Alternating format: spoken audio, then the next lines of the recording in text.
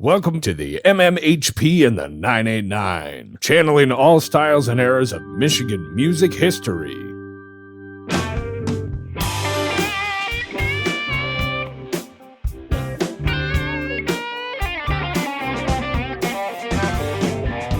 Hello, Michigan music lovers. This is Scott Baker. I want to welcome you to the Michigan Music History Podcast. I am flanked by Michigan music royalty. To the left, Dr. J. To the right, Sir Fred. We cut from just around the block of the Michigan Rock Legends Hall of Fame in Bay City, Michigan, here at Studio 163 in Essexville. And now it's time to grab a favorite beverage, hit the cruise, and take a trip back with us through Michigan's rich music history. This podcast is sponsored by our friends at Electric Kitsch, located at 2106 Kosciuszko Avenue in Bay City, Michigan. And now, here's your host, Scott Baker. All right, we're back here, Studio 163. We are in Essexville, Michigan, bringing you the MMHP and the 989. Second season, rolling around here, getting a little fall weather in the vibe. And we got a very special guest, Mr. Scott Causley in the house, drummer for the Burdons. People know that name all over the state. People have the vinyl in their collection. People wonder, where's this guy now? We've heard of this guy. Oh, he's at Scotty's Sandbar. That's where he's hanging out. Right here. But tonight he's hanging here with us. And let's not forget that the Burdons are inductees to the Michigan Rock and Roll Legends Hall of Fame. Also, All right. Yes, they are. Yes, indeed. Dr. J is back in the house. How you doing, Dr. J, this week? I'm doing pretty good. Good. Sir Fred? I'm doing real good. All right. We got our buddy Mike Beatty in here filming for the second week. He's going to be hanging with us this season for some special extracurricular MMHP activity. He's our video man. Yes, and hosting with the... When you hear the extra guy off mic asking the great questions, that'll be Mike sitting there. How's it going, Scott Causley? Good. How you doing? Oh, Scott Baker? I am. I'm actually having a good week. It's been crazy at work, but you know what? It's one of those weeks where it feels good outside. The vibe's nice. Things are falling into place where they should be, and music's happening. A lot of gigs coming up here, so... Good. How's Scotty Sandbar doing down there? We're hanging in there. Yeah? Yep. You guys got a lot of music coming through. Yes, we do. And you are also the host of half of the Rock and Roll Legends Hall of Fame material. And We are hosting Gary. yeah, Well, Gary, there's Dr. J's stuff. a big display at Scotty Sandbar, which I believe very firmly is the best music venue in Bay County for sure. For sure. And Got some history. yeah, it's a great place to have it. And of course, also the home of the Bluesmobile, Scott's band, outstanding group. I just saw them last weekend at the Shot and Shell, and they're playing again this weekend, the J West Band. So a treat to see these guys, I'll tell you. That's a real good double bill right there. Oh, the J West is wild. Yeah, They I are mean, good. yeah. Well, you guys are no slouches either. I've known those guys for quite a few Yeah. years, and they got it down good. And both bands are playing different things Completely too. different. Yeah, you got Apples the and classic. oranges. Yeah, you got the classic rock with the J West Band and the Bluesmobile, as the name implies. Blues and rhythm and blues primarily. Pretty much, Great yeah. lead singer, Lady Love. I mean, she can crank it out. So yeah, outstanding. Wonderful. Well, Scott, we want to ask you a lot of questions. I know you bring the Essexville lineage to the Michigan scene. You were one of the first ones outside of the Bay City, Saginaw, Tri-City thing, like Question Mark or, anything that have come through our way over the years. Madonna was a little after you, but Essexville. Tell us about the Burdons trip and how it began and where it all started for you. Well, the Burdons, 1980 is the earliest recording I have on a cassette. They had another guy named Greg Bullett playing drums, and he passed away. So they put an ad in the Bay City Times. And I was in between bands, so I just thought I would answer it. So they picked up the phone, and they said, well, come on right over here on Heaven Ridge, which is straight around the corner from here, not too far down the road a little ways. And I took the drums over there and set up in the basement, and that was it. There was actually me, Jim Davenport, Paul Schultz, and Scott Rattel was the original lead guitar player in the band. Okay. But he left after we did a couple of videos at the Skill Center back in them days, and it just wasn't his type of thing because we were playing our own music. You know, we didn't do a lot of cover songs back then. We were writing. And so he kind of left, and after about a year of being three-piece, Jim Davenport's brother Dave, who was living out in San Diego, was playing with a band called Claude Coma and the IVs, punk rock band. And he decided that he was going to move back to Bay City, so we took him on as a keyboard player. And at that point in time, that's when it all started rolling along pretty good. Now, in 1980, the cassette you have, obviously when you joined the band, were you still at Garber at that point, or is it just graduated? No, I didn't graduate from Garber. I graduated from Bay City Central. Okay. I grew up in Essexville. The Davenports went to Garber, though. Yeah, so did Paul Schultz. And Paul, okay. Yeah. I grew up in Essexville until I was 5 years old. Were you guys in... Or actually 6 years old, because I had kindergarten at Bush School. Okay. And then first grade, I started out at the old Woodside School.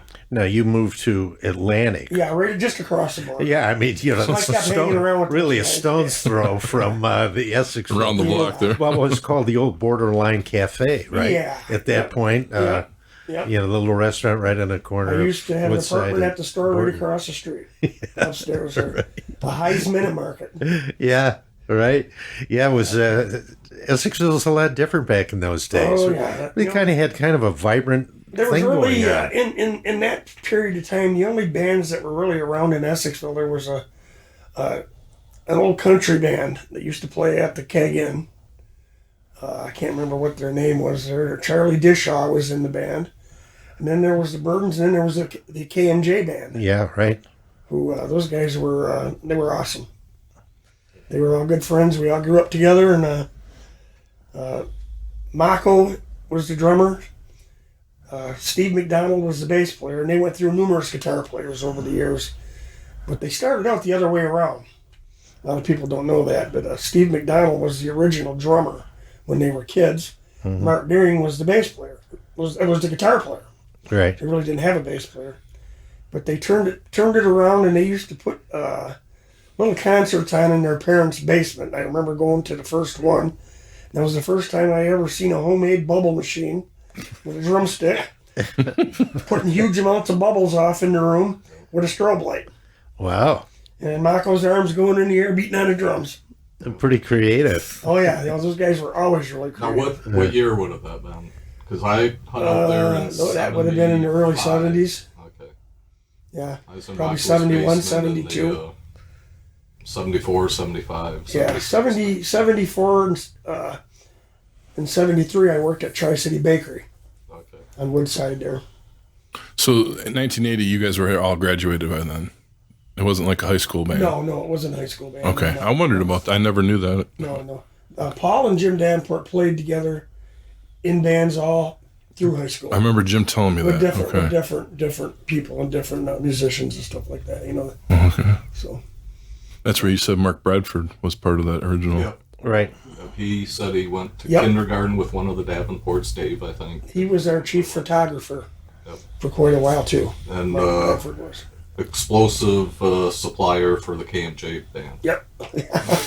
Flash powder from the... Yes, I remember catching the ceiling on fire at the Keg Inn Ooh. with the flash pots. Wow. They got the fire extinguishers out, and they were going right to town. They put it out, and all the tiles was dripping, hanging, and they just kept playing. And then Steve McDonald joins the Burdons Yeah. later on, right? Yeah. And actually played quite a few years with you guys. He played for, I think, 9 years. Yeah. Jim Davenport left the band for a short period of time, and we took on Steve McDonald. That was when we were touring quite a bit, too. And Steve fit in really well. He was a good fit. And then when Jim's brother Dave, the keyboard player, decided to go to college and get an education, he left the band, and we put Jim back in on acoustic guitar, on rhythm guitar. Wow. So, Yeah, I was one of the incarnations of the... Yeah, I was able to give Steve his induction certificate for the Burdons, and it was not long after that he was sadly killed in that car accident. Yep. That was a very tragic situation right there. His daughter and his granddaughters were with him. So that's, they got T-boned by somebody over in Bridgeport. Yeah. Too bad. Do you remember the article in the Bay City Times? By my friends Tom Henry and Wayne Hearn? Yep. Who rocks best in the Tri-Cities? Yeah. March 6, 1982. I think I got that article. I saved everything. Yeah, me too. I was working with the Flies, so that's why I kept it. But I played in bands with John Krogman, oh, Russ okay. Bucket. Did a Neil Young tribute thing. right. He was a good Neil Young guy. Oh, yeah. But they talk. Tom Henry was a big fan of the Burdons. Yeah. Here, He showed up at a lot of gigs. he lives in Toledo now. Yeah. Yeah, that was your first big blast of publicity, right? That article? I think it was, yeah. Yeah. I think it was, yeah. That was Always helps. when we were not. That was. I think that was just before we recorded the album, but we were performing the songs around because we played the songs off the record for a good year before we recorded it. They all were original, right? Yeah. Yeah. We all co-wrote them. This is self-titled record here, Yeah. right? Yep. That's the one. So how did you hook up with We don't look like that no more. Just in case you're wondering. I see the label was out of Nashville. Big Rock. Yeah, that was our label. We actually had our own publishing company, our own record label. Oh. IRS Records out in San Diego promoted us too. I remember hearing that because there was a connection with you guys, R.E.M, the Go-Go's, Right. Police. Government Records, IRS Records, Yeah. were a California label that picked up our label Yeah, and promoted us out there. amazing. Although we never went out there and played. I have no idea. I remember asking you after a show one night we were talking, and I remember when I was a kid, there was something big about when you guys were on tour and the R.E.M connection because they were so big back when I was in high school, and that whole IRS crossed music. paths with a lot of those people. Yeah, unbelievable. Iggy Pop was promoted by Government Records at one time too. Wow. Oh, you guys were a good example of the do-it-yourself movement. Yeah, we were a garage band. Yeah, that came out of that whole punk scene, Yep. new wave scene, and our area is representative of that particular style. And that album still stands up today. I mean, It's funny how we went to Nashville to record that record in the RCA building down on Music Row. Because Jack Connors, the guy who ran Sound First, had gotten a job down there as an engineer. And he dragged us down there. And it was right in the middle of the heart of country and Western music. Mm-hmm. I mean, we got stared at a lot. Yeah, I mean, It just didn't Nashville. really fit in, Yeah, Nashville has changed quite a bit, but right back in the early '80s, right, it would have been pretty strictly We country. had to play at Ellison Square to get into the scene before anybody would hire us. Everybody had to go through Ellison Square. Wow. If you were from Texas, if you were from New York, any band that went to play in Nashville in the clubs had to play at Ellison Square and get their approval. Now, what exactly was that? Is that a club? It's a club. If you look at Ken Burns' country music documentary, Ellison Square is a big part of that. Oh, okay. Yeah, I saw that, but I guess I wasn't putting that together. Didn't know you guys had went through that. Yeah, we had played at Ellison Square, yep. 12th and Porter, that was another one. The only band we ran into that was really punk rock down there was a local band in Nashville that were all dressed up like Nazis. Jeez. They had German uniforms on when they played and sang. Whoa, that is very edgy. Kind of like the G.G. Allen thing a little. If you know G.G. Allen. Yeah. Yes. How did that gig get booked? Was that through your record label at the time? No, when we got down there, we had gotten a hold of a company called Let Us Entertain You. And they knew we were there for 2 months to do the record. And they decided they were going to get us some gigs. So we had money. Oh, They excellent. were very nice. You lined that up perfectly because you And didn't have a record at that point. I do think, if my memory serves me correct, that was owned by Al Jolson Jr. Oh. Wow. He only had one leg. It was not Al Jolson Sr., Al Jolson Jr. Okay. And I still got the bullshit deflector. It goes over your ear. That's awesome. Wow. It goes over your ear, between your ear and the telephone.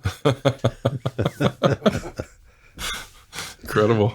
I wonder how all this broke down. So you guys recorded in Nashville soon after you did that gig, or you just stayed down there, or did you guys haul home and work? Well, actually, we just started the recording process before we played at Ellison Square and 12th and Porter. And we actually played at Vanderbilt University, too. They got us some decent jobs down there. They kept us going, so it was a good thing to have money coming in when you're there. So you guys weren't working at the time. You didn't have to fly back to Essexville to get a week of work in before you took some time off. I had taken off 2 months from work. I worked at Bay Harbor Marina. Okay. And they gave me the time off. So the other two guys, Jim and Paul and Dave, they really didn't have much going on work-wise around town anyways, so. It's always interesting to ask that because even, like Larry, he was telling us when we did his podcast, hauling home from Detroit every night so he could get his job in during the day to haul back down to cut that Ambition record in that little studio in Detroit. Yep. And it's just, how did that get juggled back when, the last big records and the contracts and the local records for us, which turned into something good for our area. How did that all come about? Because everybody's, it's such a blue collar, everybody's working all the time around here. Yeah. It always has been. So interesting. Yeah. Well, hopefully Larry's fortunes have changed pretty quick. Yeah. Yeah. Things are different now. Things are different now. Yeah. That's for sure. Yep. So while you guys were in Nashville, you guys got to some good gigs then. Tell me a little bit after the record came out. Was it widely distributed, or where did you did you see records at? Where did you press it? Yeah. Volunteer record pressing in Nashville. Jerry West was the guy that mastered it, and he did a lot of Alice Cooper stuff. Oh, wow. Yep, I still got all his business cards and stuff. We had, I think, 15,000 copies made. Okay, and then we passed out a lot of them, and that got us a lot of work. Right. Sending those out. And then, my favorite part of the Burdons story is your release party. I can't remember that. Well, Gary, do you remember that? Well, it's part of the. You weren't there. It's part of the lore because Tim Sullivan, the mayor of Bay City, was a surprise guest at the record release party and presented the Burdons with the key to the city. Fascinating. Nobody knew that was coming. We did not have no idea that was coming. You had one up on Madonna a little early on then, because he was the one that. Well, see, but the stories got mixed over the years because this happened in 1984 with the Burdons. With the Burdons, and the whole Madonna thing started in 1985. And this was after Sullivan had presented the Burdons with their key. He got the apparently stars in his eyes. Now, he's got national recording artists like Madonna that could come to Bay City and perform. And he was running for mayor. So Sullivan announced this to the press before actually contacting Madonna and getting any kind of assurances. And talk about bad timing. No sooner had he put this in the paper and it was headlines that Penthouse magazine announced that they had purchased nude photos as well as Playboy magazine of Madonna that she had posed for 6 years earlier, before she was a star, obviously, and needed the money. This scuttled Sullivan's plans big time. And it's a good thing they didn't find your Playgirl shot, Scott. I'll tell you that right now. But see, I got him. Saved all those too. Well, that's where Sullivan went wrong, though. I mean, really, he should have. Everybody was taking shots at Madonna, everyone. Yeah. And, he had an opportunity here to stand up for a local girl. All right, so she had posed for nude photos. I mean, she had posed nude for art classes throughout college when she was going to University of Michigan. Yeah. But, that had nothing to do with her success as a recording artist. And so he made this big deal about, turning, she wasn't worthy of the key and all this kind of baloney. And, this was the start of the Madonna situation in Bay City. Kicked open the rumor mill. It did, and then it was made worse a couple years later when she appeared on the Today Show and was talking about where she was from. And, and again, you have to remember, Madonna, the time that she spent in Bay City, it was when she was a kid. Yeah. I mean, right. From the time she was born till maybe about 13 years old, this is when she was in Bay City. And at that time, Bay City had a large petroleum plant off Patterson Road. Yes, it did. Dow Chemical was in the gasoline business, Bay gasoline. Sugar. Well, but the smell that Madonna was talking about came from the petroleum plant. Yes. And, as she referred to it, lightheartedly as a smelly little town, maybe not the best terms to use, but the Bay City Times just really did a number on her. Mm. They took that out of context. And they didn't let her finish what she said at the end of that. Actually, it was all, Jane Pauley, who did the interview, just said, "Are you disparaging Bay City?" And she said, "No, I have great affection for Bay City." Yep, that's she said it was just like she didn't know what it was. She was a kid. I called it a chemical dump. Well, it wasn't really, although they were dumping a lot of chemicals in the Saginaw River and in Saginaw Bay. But anyways, the Bay City Times took it out of context and put it on the front page, along with some other stuff about her being angry about not getting the key from Sullivan. And it was totally false. Yes, it was. And the Bay City Times has been known to do that. Well, yeah. I mean, talk about fake news. Yeah. Because now, with the miracle of YouTube, you can go back and see the entire interview with Madonna and Jane Pauley. And you pull up that editorial that the Bay City Times printed, and I mean, they violated every journalistic principle under the sun. Well, that's just like the envelope I donated to the Historical Society over the Winona Hotel Fire. I found that envelope pulling marble off the wall that had a letter from the bellhops when the place was built. Mm-hmm. And I donated that to the Bay County Historical Society. The Bay City Times put an article out about that and completely made up their own story where it came from. Wow, okay. And it came from me. And no credit for Scott Causley in this. Well, I didn't really care about getting credit for it, but they made up their own story. Yeah, well, they got it. But credit should be given where credit is due. Yeah. That's At least they could have point. said where it came from behind a piece of marble. Right, exactly. Well, anyways, I don't want to belabor this thing, but it's probably cost Bay City over the years. I mean, literally millions of dollars because they've never taken advantage of this situation with Madonna. But this is going to come out in that film, and I don't know if you know, Scott, that it's going to open the Hell's Half Mile Film Festival. I'm looking forward to it. Yeah. And the Burdons are on there, at least Scott and me and Jim. We did a song on that. Yeah. And it's called? It's called Smelly Little Town. And you're in that, Gary. I'm in that as well, right? And I think, didn't they use a little sequence that I shot of you guys from Garber High School? Yeah, we're proud of that smell. That's right. Well, I grew up pretty close to that. I remember that smell. Well, Yeah. Me too. Yeah. I see her grandmother's house is for sale if anybody's interested. Yeah, I used to really? I used to live 2 houses from it. That should have been, in Smith fact, Street. It should be Smith. purchased by Bay City and made into some kind of museum. Yeah. It would only make sense. We put the sign up for the Mysterians. I know it. Why not the same thing now? Certainly. Yeah. Actually, that's Gary had mentioned that last week when we were having a podcast, and he said that one's ready for a marker in front of it for sure. Well, definitely. Yes. Marker, Yep. So, anyways. Yeah, amazing. So the Burdons in Nashville, you guys printed the records.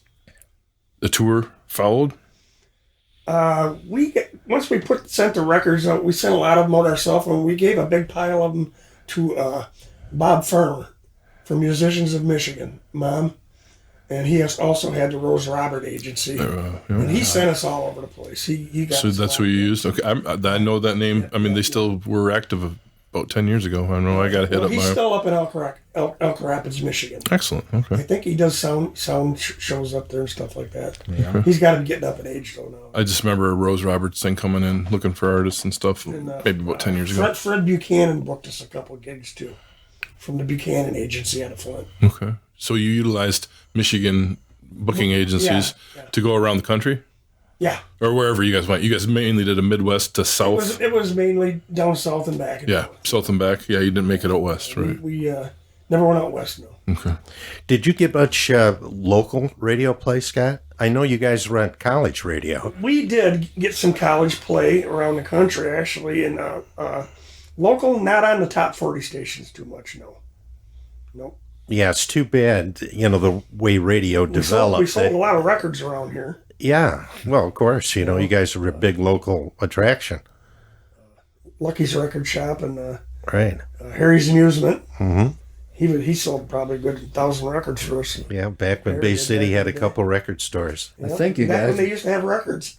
Yeah, well, you know, we do have our Electric Kitch. used to have our music, sponsor, too. right? Yeah, our sponsor, Electric Kitch, they are who we have now. Yes. Yes, I and think you brought some records to my store. Yep.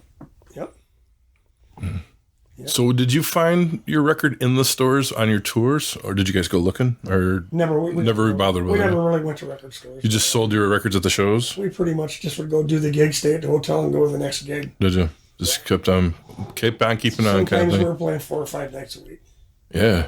Dang. back in them days. Did you guys, I think we talked about this too. You guys crossed with the Romantics for some Yeah, we shows? opened up for them twice. Yeah.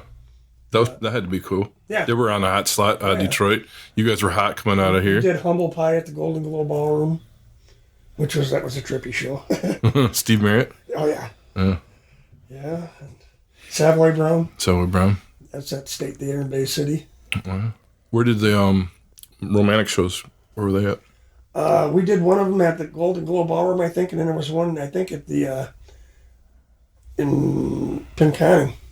Oh wow! So they were on their way up here, even though Yeah. they were just nationally skyrocketing at the time. Yeah. Wow! I didn't realize they. real nice guys to talk to and stuff. That's awesome. They probably made a lot of money in the commercials, their songs. Yeah. Oh yeah. Well, you know, when you get a couple of hits like that, you can make some bucks off them. You know. You sell them to a diaper company. well, I'm trying What to I think. love about you. Yeah, that was a beer commercial, wasn't it? Could have been. Yeah, it seemed Miller, like it was Bud a Light or something. couple beer. Oh yeah, boy, that's big money if you could get on a beer commercial like that. Get a lot of free beer. Yeah, right. Not to mention exposure. Yeah. Wow. So your tour down south, was that with any other national acts? I know you said you swapped some gigs with R.E.M. and all them, but anybody else? We pretty much were just opening up for doing opening acts. Yeah. Was there anybody that blew you guys' mind? Like, oh my gosh, this is a great band. You would never forget that show. I would say probably the Romantics. Romantics? Oh, okay. They were one of them. They were pretty cool to hang out with and stuff like that. Oh, awesome. Well, that's another Michigan band there. So, hey, Oh yeah. Yeah. Did the Polish Muslims. Polish Muslims. That was St. Andrews Hall. We used to play St. Andrews Hall in Detroit quite a bit. Oh, Oh, God, those guys were a trip. There was like 15, 16 guys in the band, never more than 4 or 5 of them on the stage at once. really? They were changing members in the middle of the song. Really? They just won the Detroit Music Awards 2 years ago. They've Really? been around longer than the Burdons. Boy. They're antiques. St. Andrews is still operating, right? Oh, Yeah. I Okay. think they call it the Shelter now. All right. Yeah, I haven't been there in a long The shelter's time. in the basement of It's in St. the Andrews. basement. Yeah. Yeah. Yep. I don't know what's going on down there. You know, the COVID's killed a lot of stuff. Oh, sure. It's just a terrible thing to have that happen like that. So coming off the tour, making that record, what was your guys' next move? Did you guys pre-plan, or did you guys know what's going We on? pretty much did we, you know, I wanted to do another record and start the whole process over again, but those guys just wanted to keep playing and making the money. Yeah. Well, Jim was. You got to feed the cow grass to get milk. True. When I interviewed Jim, he talked about doing, at least you started an album with Henry Weck who was the drummer of Brownsville Station. He had Schoolhouse. Yeah. Yeah, well, that's where we did a lot of recording. Yeah, Our label. Henry's a good guy. You know, what we did was we had a sponsor for that record, which was Captain Jake's Landing Right. on the Causley River in Aaron Alley. But he picked the songs, and they were mostly cover songs. Well, they were all cover songs, and he got mad because we stuck one original in. So that kind of put bad blood out there between everybody. And but it was actually pretty nice to hang out with Henry Weck, though. I mean, you know, he'd let me use his drums and everything, and you know, me and him latched on pretty good as buddies for quite a while there. Yeah, I couldn't really understand Alec's thinking there. He wanted to control. He wanted to have the control. Okay, yeah, it just didn't make sense. They actually you know, did that you it- guys actually were did it. making, you know, original music. It's Right. an obvious thing right there. What was on that last record? All original songs. What made them huge? All original songs. This song this album I want you guys to do all covers. It's like, Well, he had what? to do a Freddie Boom Boom Cannon, you know, oh, baby, come on, let me. And that's his era. Of, Yeah, it was all from his yeah. stuff. And you're like, you got to be shitting me. We did do a TV commercial for Herder Music. Oh, yeah? Yeah, at TV5 in the studios there. I'll never forget it because I grabbed a podium with magnetic clouds and suns on it for the weather map and flung it across the room, and it stuck. I had a sun stick right in the middle of a thunderstorm on the map, and Chuck Waters come screaming at me out of the booth. So say you either had Jim Payton or Chuck Waters back then. Chuck Waters. Yeah. Leave my stuff alone. But then he realized after a minute that he knew me from Bay Harbor when they used to shoot commercials out there. And my aunt worked at TV5, used to sign his paychecks. Oh, so the circle, yeah. Yeah. That's so He cool. was pretty. It was a funny event. You say, hey, Muddy Waters, get What up are you here and doing? What say, the hell are you doing? What are you doing? He's yelling at me. They were just getting ready to take a picture of the map, I guess. I don't know. There was nobody standing around. you caught me. Wow, that's cool. So you guys did a commercial. You guys had all that going on. And the album halted because you guys didn't want to do the cover record It thing. ran out of gas. So you guys have a copy in the somewhere?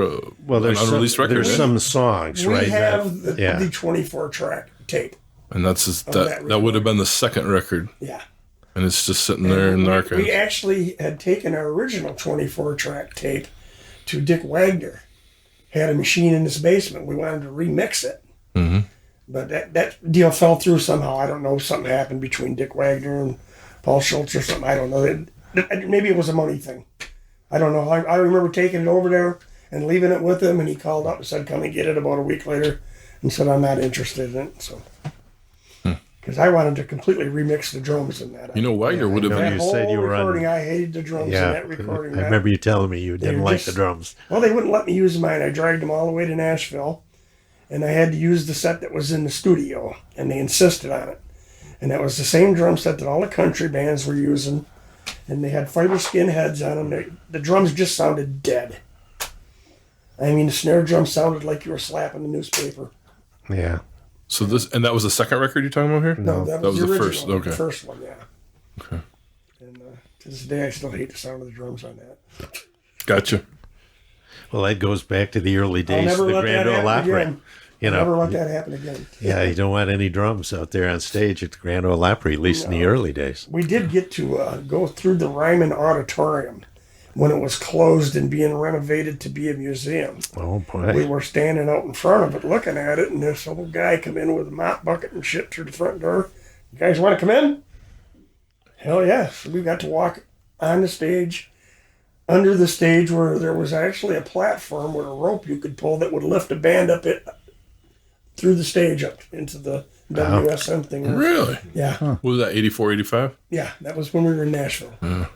Wow. We met some Ronnie Millsap. Yeah. Excellent. He, I think he helped us write our BMI agreement and stuff like that, you know. He's so cool. And Farron Young, Johnny Paycheck. Oh, God, Johnny Paycheck. Boy, he was a handful. He was blasted drunk at a bar, and they were trying to get him off the stage.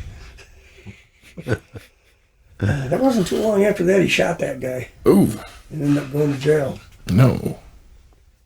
This podcast is sponsored by our friends at Electric Kitsch, located at 2106 Kosciuszko Avenue in Bay City, Michigan. They offer new and used records, including local to Michigan original vinyl and CDs, as well as clothing, electronic equipment, funky household items, music gear, and stringed instrument repair. You can find them on the web or call 989-402-1411. So when were you at Henry Weck's place? 86. Oh, okay. That was before I moved to Ann Yeah, Arbor. 86 or 87. Yep. Now, what did you do with Henry Weck? Fred, you said Well, you we did recorded some the albums. Trinidad Tripoli Steel Band album. We recorded Steve Nardella album. We recorded Jamie James. King Bees. Yep, We did gigs with those guys. yep. Yep. And I don't know, a couple other ones. That was a Schoolhouse Studios. Yep. For School Kids Records. Right. All right. Yeah. But this was in the 90s. Yeah. I think it was 89 we did the King Bees at Backstreets in Bay City. Oh, really? They were up there? And Cub Coda. We brought him in there and opened up for him too. I remember him coming to town. I was in high school at the time. Well, Cub Coda and Henry Weck were... Henry was a good engineer. He did all the Blackfoot's recordings on that time. Right, wasn't there an engineer in there called Pete? Yeah. I don't remember I his can't last remember name, his though. last name. but- Yeah. I know a lot of Pete's, that's why. Yeah. Is Henry's studio still in operation? No. No, he's closed down. He moved to Mobile, Alabama, Where was that studio at, Fred? on Delhi Road, Ann Arbor. way out in the country. Ann Arbor. Yeah. It Well, was an old school. It was an old schoolhouse. Yep. Okay. that was a beautiful studio. Unreal. I wonder who got that now, or where anything about. Well, it's now a private house. that? Okay. Yeah. Okay. Yeah, a lot of history with that too. Oh, yeah. Yeah, he had a lot of big names go through that studio. Yeah. Yeah, I never heard of Blackfoot until I moved to Ann Arbor. Henry Weck took me into his, he had a little museum set up there at the schoolhouse. He had a whole bunch of Dan Electro guitars and all of his outfits that he wore doing He must have concerts taken with that out. When And he we had were a big there. old leather suit that he wore, bibs, that was laced down the side so you could see the skin on his legs going all the way down. And he had a pair of boots with platforms on them about that tall. That's just not his image. And I said, Henry, how do you play drums in that thing? And he, watch this, and he picked up the bottom of the damn boot, pushed a button, and the platform slid right off. Oh my lord. So he would get behind a drum, slide the platforms off, and then play drums. One of them roller skate shoes that got reinvented for a platform shoe. There you hit the button. Well, Brownsville was really popular in the early 70s when you saw those platform shoes. Yeah, they played I mean, at Bay City Central High School. I can remember seeing pictures of Michael Lutz, Yeah. with big platforms on. Oh, yeah. They A lot had of people had them back then. Yeah, I think he's still in Ann Arbor. I think they've reformed Brownsville. He's probably the only original member, I'm sure. I think he is. Well, they reformed a few years back with Henry as the drummer. Oh, really? But that fizzled out pretty quick. I think they did a short tour, but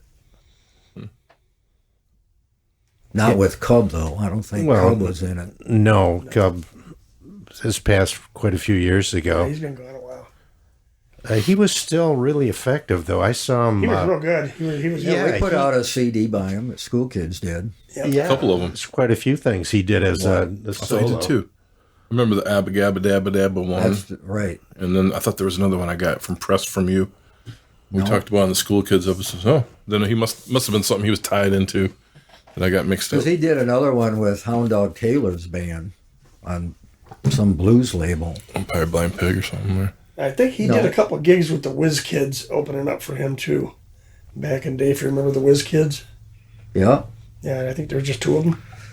A drummer and a guitar player. Yeah, Cub had, he was quite a character. He had Cub Power buttons all over his leather jacket. Nice I remember little round glasses. cracking open Goldmine magazines through the 90s. He was in damn near every one of them. Oh, he was an encyclopedia of rock and roll. Yeah, really a great writer. I loved his column, Vinyl Junkie, I think it was called. That was it. Yeah, really, he really was a champion for some of the early rock and roll guys. One guy in particular, Link Ray. Yeah, He just championed Link Ray. Link Ray was pretty cool. Oh man, I guess the guy that really kind of, I guess you could say, the father of the the power chord. Yeah. Rumble. Lazy Lester saw him at the this little festival in New Orleans a few years before he passed, Link Ray. And he was telling me, he said, that's the loudest guitar I have ever heard in my life.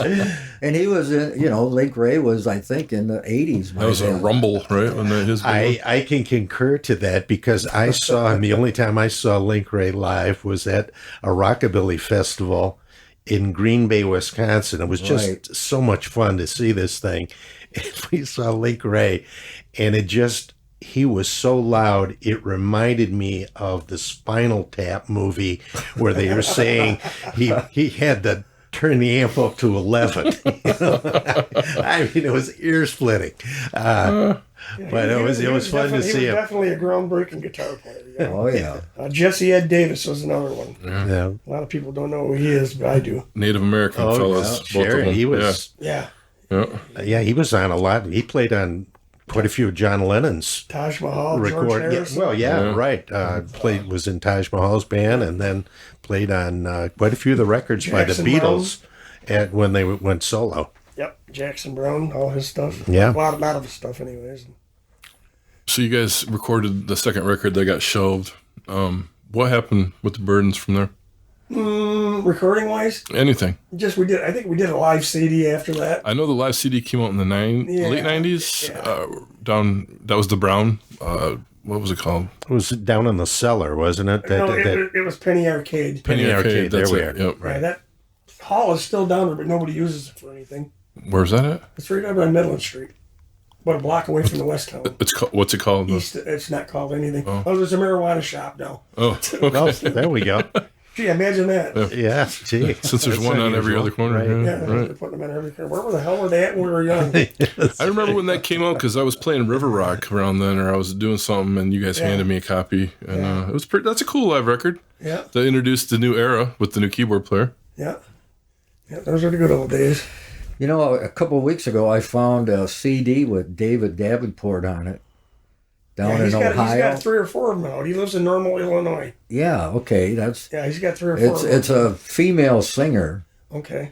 kind of a rhythm and blues. He's got one called The Big Machine that it's all his songs that he wrote on there with some good players from down there on. It's a really good CD. Pretty good. Yep. We actually had him up for a show a couple of years back before the COVID hit. We did a gig, and we actually had a rehearsal about 3 weeks ago. And then this Delta variant came out, and Paul said, nope, I'm not playing. And Paul does not want to leave his house. And I don't blame him. He's taking care of his 92-year-old stepfather, or excuse me, his 92-year father-in-law, right across the street from where we're at. Oh. Over here. And that's the guy, Jim Eager's his name. He used to put shows on up in Tawas all the time. He had 180 acres up there. You said right across the street from here? Yeah, right here. Yeah, Over here. Alan was saying something about that on the way in. I don't know. Who's over there? Greenhouse across the street. Right across the street. Yeah, 820. He used to put on shows. Up in Tawas, yeah. Now that's Paul's wife's father, right? Yeah. Okay. Jim Eager, yeah. Really, really nice guy. He's an unbeatable human being. We might have to take a walk across the street for get him over He's here got a for good an history. episode. He's in pretty rough shape right Is now. he? Okay. Jim Davenport's still around, isn't he? Yeah. Yeah, Jim lives near me. Yeah. Oh. He's I think I saw him at Scotty Sandbar. He works for one Bay time. City Public Schools. Oh. Yep. I think he's a teacher's aide or something like that, though. Well, I should mention that the Michigan Rock and Roll Legends Hall of Fame at the Historical Museum of Bay County has a Burdons exhibit. We have the key that Sullivan presented to the Burdons, and we have a glassed-in case where it's safely displayed. We also have the guitar that the Detroit police managed to recover from the carjacking incident back in the 80s, and So we're real excited about that. You know, we want. The only thing we got back was that guitar and a pair of Beatle boots. And I might also mention that Zach Newmeyer, the guy who did the Smelly Little Town Madonna movie that's coming to town, he has got a hold of the Madonna key that Mayor Mike Buddha engraved. And this was after Sullivan had left the mayorship and Buddha became the mayor. And so he got a hold of one of the keys to Bay City, and he engraved Madonna's name on it. And he used to keep it in his desk as kind of like a joke that he had Madonna's key. But do you remember Mickey Spillane in The Doll? You know, the Miller Lite commercials? Very well. She came to town, and Buddha gave that key that had Madonna's name engraved on it to Lee Meredith, the doll. And there's a great picture of her with Buddha. I mean, if you remember the doll, she was a big woman with, you know. When I worked at Bay Harbor Marina, Mickey Spillane used to keep his yacht there. Really? And the two of them were always on the deck of it sunning themselves. Wow. Well, yeah. You know, the doll was pretty hot stuff, you know. Was a doll. She had a display in Playboy magazine herself. But anyways, Lee Meredith is kind of featured in the film briefly, but she's in ill health. But somehow she gave the key to Zach so he could film it, take a picture of it. And he was talking about possibly giving it to us at the museum if it was okay with Lee Meredith. Oh, wow. That we could actually not only have the Burdons key, but have the other key. That's excellent. Yeah, so we'll see about that. How many local bands or artists in our scene have keys to the city, do you know? The Burdons were, you know, unfortunately, the records are kind of skimpy. But from all I looked into, it seemed to me the Burdons were the first Michigan rock and roll band to receive a key to the city. And I don't know if there's been another one, actually. I don't know about rock bands, but they did give the keys out to certain people before that. Oh, yeah, the keys. I think there was a golfer or something. I was just wondering, They gave one in the arts, though. They gave, they gave in one. the arts, though, I don't. They used to give one each year to Miss Bay County. They gave one each year to the winner of the boat races in Bay City. They would give them, you know, to all kinds of things. You know, the Polish dance troupe and, so that this whole thing with Madonna and Sullivan was ridiculous when you look at the history of the key. You know, he's painting this picture that it's this wonderful honor. I mean, they were handing him out like candy, but it's still, they weren't giving him to rock and roll bands. Right. And so the fact that the Burdons got that first key is pretty cool. That is cool. And we've got it at the museum. Madonna key and an original nude picture of her up there. You're going to do the Bay City Times. Well, yeah, those Madonna pictures, nude pictures, are all over the internet. You don't have to look very hard for those. That's cool, though.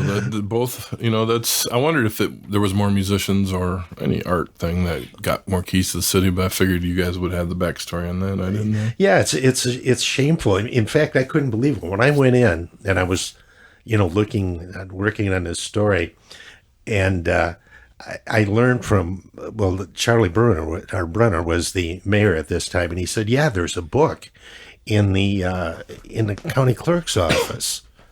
Or the city clerk's office. And so I'm envisioning, this is big leather bound thing, it's the names of everybody. And I went in there and it's a spiral notebook. And they didn't even, you'd think if you were keeping track of recipients of the key that you would take a ruler and draw straight lines for the columns. It was ridiculous. It was random, very random. They had no information, no dates. Oh, no reason why somebody got the key. It was just really haphazard. I'm surprised the question mark and the Mysterians didn't get a key. Well, if they did, it was not. It was not written down. I think they just got one from Saginaw. Yeah, recently. Well, yeah, actually, more members of the band were from Saginaw than Right. Bay City. Yeah. But they were honored in Bay City, and then of course, they are the official rock and roll song of Bay City. That's kind of a nice thing. What about the Bay City Rollers? I know they're not from here, but I understand they got a key, but there was no picture of it and no record of it. Oh wow! Is there And anybody even- left for of Well, the contact? even the funny thing was, when Sullivan was talking about Madonna, he had mentioned that he had presented the key to a nun from St. Stanislaus, and that, after presenting the key to a nun from St. Stanislaus, he could not in good conscience give a key to Madonna after posing nude. Well, I went to look in the record, and Sullivan never even bothered writing down the sister's name. It was not in the record. So, I mean, hey, the hypocrisy. You're making this big deal, and you can't even take time to book is to worth. take 30 seconds to write somebody's name down. They got the key to the city. I want to see that book now, because that is just the craziest book of knowledge for a city. I mean, it's almost an archive piece now itself. Now Well, that you said that. and then the other thing, I'm trying to think the name. Who is the city manager now? Dana Muscat. Yeah. Okay, she was the head of that department, and they had done that move after the fire at City Hall, and so all the records got moved. And what I didn't do when I went there, when I was first writing the story about the Burdons, is I didn't take a picture of it. And so I was anxious to get another look at it, so I was after Dana Muscat, and she had apparently never looked at this thing before. And so when she saw what it looked like, she rewrote the book. All neatly done. Now, I knew this because I had seen the first one. Yeah. When she pulled it out, I knew she had rewritten it, and she presented it to me as this is the official record. It looked a lot nicer. It was still pretty skimpy. She didn't add anything to it. She just copied Verbatim. everything down in very neat writing, neat columns, and so on. Did you say something to her when you were looking for it? Like, this should be a lot neater but I'd like to see it again. No, I didn't call her on it. She was real nice. I didn't want to embarrass her, but I knew what she had done. No way. Yeah. So, okay. So now there's two ledgers. Well, no, I'm sure she destroyed the first one. There's only one ledger, the one that she wrote down. Oh, man. Wow. So, Scott, you take us on a journey. You guys had Bob Charleboy join on keyboards. What year? 95, I think. Okay, and that's when the Brown album, the Arcade album, came out. What's the name of that record? The live one? Penny Arcade? Penny Arcade. No, yeah. that was after that. That was after that? Yeah. Yeah, Okay. Dave Davenport's on that record. Oh, okay.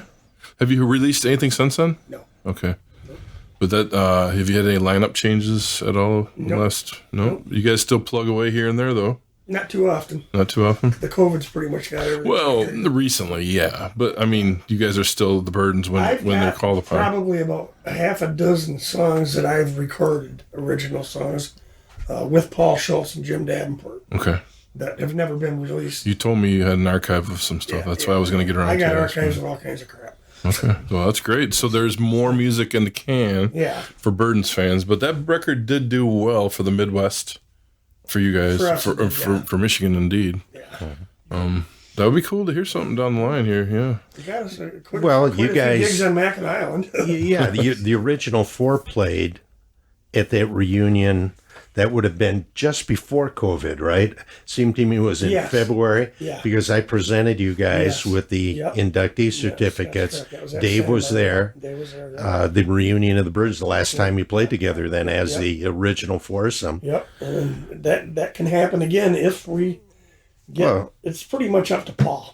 Well, right. If COVID ever gets under control, but I don't know. It just that there seems to be a lot of opposition of vaccination, and Well, there's all I kinds don't of- know. There's a lot Yeah. of politics. Oh, I know it. We're It's coming terrible. into the end of the month here, and this end of the September and October is going to be the they've said for the last 2 months that that's going to be the calling card for the year. So everybody's in the middle right now. Which way are we going with this, Yeah. I had it and I'm vaccinated, so I'm not worried. Well, I know, but I mean, I'm talking about like the way we were going up with the new variant. Yep. Kids are back in school. Jobs are coming out again because there's no more free money coming from the government. Yep. Lots of options going on right now. So there's a lot to be talking about here coming up. Well, it's going to be, this fall and winter is going to be a telling time. It will be. Yeah, it sure will be. Yeah, so everything's going to come out in the wash by next spring. Yeah, a little scary to think about, what might happen this winter. Mm-hmm. I remember a reunion of you guys at the dock or whatever that was called. Dockside? Oh, the Kingfish. Yeah, the Kingfish. It was you guys and Larry McRae, or the McRae brothers. Yep. That was fun. We know the McRae brothers for many years. That was a packed night. A lot of times we would play in Detroit. Down there, Larry'd be playing down there, and we'd meet at a hotel party after the gigs. Excellent. Had your friends down there. Let's get together tonight. Yeah. Oh, yeah. We had a lot of fun. Those were good times. Yeah. So take us into your journey for the last few years with Scotty Sandbar. What year did you open it? What brought you around to getting that place? And tell us a little bit about it. So we've been open for 6 years with a liquor license. I've had it for 7.5 years. Okay. I bought the place because, as my professional business is a marine contracting company. I have a couple barges with cranes on them, tugboats, and I did a lot of work for the railroad in this area, a lot of work on the bridges in town. And I got into that in 1986, working for a private company. And then in 1993, I decided to go into business for myself. There was such a demand for it, and there was a vacuum. There was nobody doing it. Right. So I started renting equipment, and then I ended up buying the equipment after a couple of years. I was making some decent money. And I used to rent the riverfront property on Marquette behind Fletcher Oil. I did that for quite a few years, and the rent wasn't cheap, He knew what it was worth and stuff, Fred Fletcher was a wonderful man. He was a good friend of mine. And the Sandbar had been put up for auction. It had been sitting empty for 6 years. And nobody bid it on it. And well, I had a real estate agent lady call me up and said, you could probably throw a pretty good low offer bid and they might take it. They're hard up to get rid of it. And when I did the math work found out that it was actually cheaper for me to make a payment on the place if I could get it than it was for paying the rent. It was a no-brainer. Mm-hmm. So they had sold it to a different guy from a trucking company. He wanted to put a campground in there. And the building was wiped out. The windows were broken, the roof was caved in. And this guy decided he was going to put a campground in there and started renovating the property, digging the riverfront to put a sandy beach in and stuff. I don't know, who's it just swimming around? I don't know. DNR stopped him. And he got mad and threw his hands up in the air and backed out of the purchase agreement. So they called me up, and that was the owners of the Shipwreck Bar back then. You said 7 years ago? Yeah. The owners of the Shipwreck, the Craig family, they called me up and said, we want to take your offer. I had to pay some back taxes, but I ended up buying it. Well, at that point in time, I kept working on the river and taking my marine construction business around the Saginaw Bay and working, and I put a lot of money away to renovate the bar. Mm-hmm. And so I started to put new windows in it, new roof, had to put a gas line, a water line, electrical to it. I mean, I put a ton of money in it. I had to redo the bathrooms. Everything was out of code. And so I started renting it out as a hall. And we actually had quite a few people actually get married in the building, which is opposite because they were getting divorced. When it was a bar before that. It's a heaven and hell building. Yeah, That's right. So anyways, I got a phone call from a guy named Randy Weiss, who owned a car wash over on Euclid, and he was half owner of the old Chinese restaurant, the House of Ing, which was Bertrand's before that. Right. And he said, the old Chinese guy owes me a big pile of money for back taxes, and he's sitting on a liquor license. I can make him sell it to you. And I said, well, might be all right, because I've been looking all over. I tried buying 4 or 5 of them, and the state don't put them out no more. They don't put no new liquor licenses out. Very seldom do they, under special circumstances. They'll do temporary ones at that time anyway. So I got a hold of the old guy, and he wanted a lot of money for it, you know. Money I really didn't have, so I had to go take out a loan, and I bought the liquor license. The reason I wanted it is because it was a Class A license. I can set up a couple stations outside and sell alcohol. Plus, I can sell alcohol to the boats going by. Oh, I yeah. got a takeout license. And so we got it, and we opened up. That was about 6.5 years ago. And we've been keeping bands working as much as possible. Now, your wife, Jill, kind of runs the bar She pretty helps much? me manage the place, yeah. Okay. Yep. While I was doing all the tugboat work on down the river, she was taking care of that place. Mm-hmm. We're 50-50 operators, aren't we? Yeah, well, that sounds like you got a pretty good way of doing things. Yeah. And you've got other family working at the bar, too, right? Well, my grandson works there right now. Yeah. So I got a niece that bartends in there, too. yeah, so it always helps to have family Yeah. in a bar situation, Yeah. from what I understand What anyway. really helps is having cameras all over the place. Well, it is a great spot, though. I mean, I know Jim McCarty, I think when he played, he was probably pretty impressed with the stage. And He The will be back setup, right? October 9th. oh, that's awesome. Excellent. Coming back, yeah. Yeah. Yep. And you've had Thornetta through there, right? Yeah.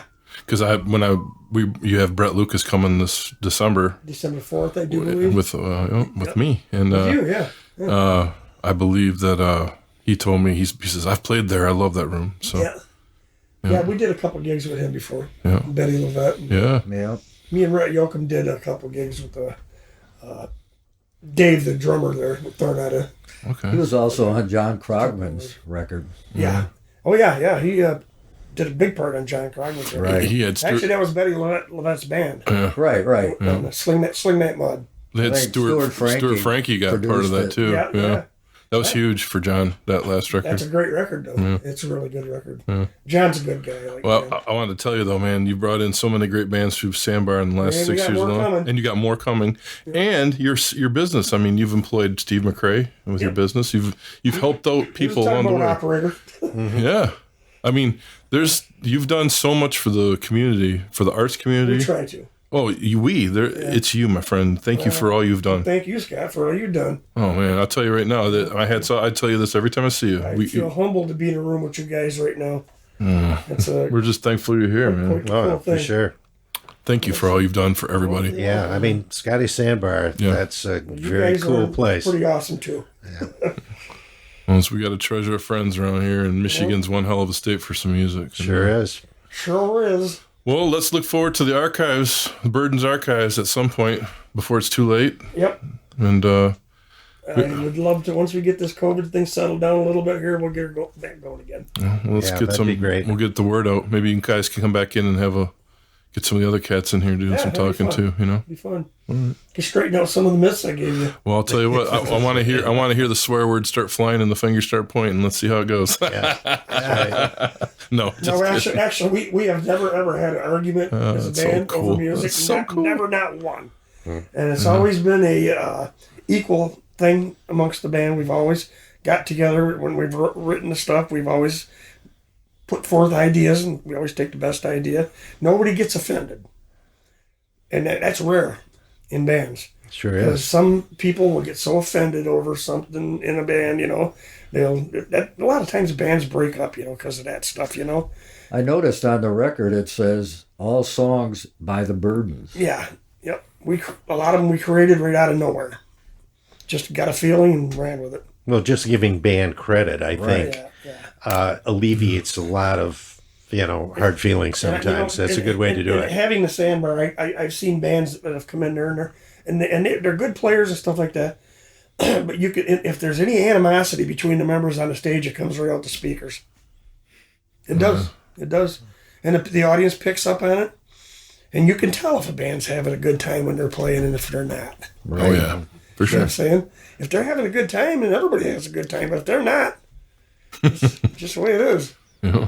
Kind of like politics. No, I'm not going to say that. We can't- Politics is way worse. Oh, yeah.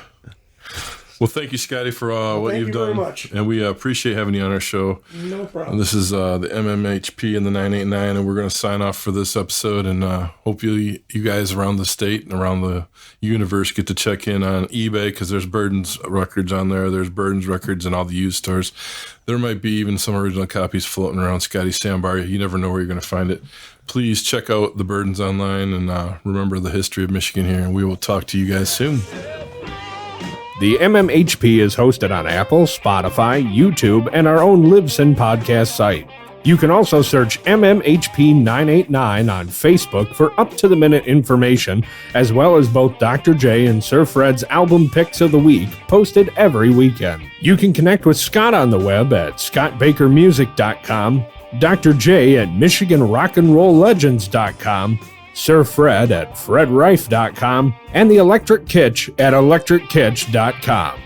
This podcast wouldn't be here without special help from Studio 163's Alan Garcia, our podcast videographer and wingman, Mr. Mike Beatty, MMHP tagline specialist, Mr. Eddie Switek, and of course, Gary Johnson, Fred Rife, the Electric Kitsch, and all of our special guests, and especially you listeners.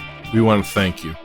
You've been listening to the MMHP and the 989.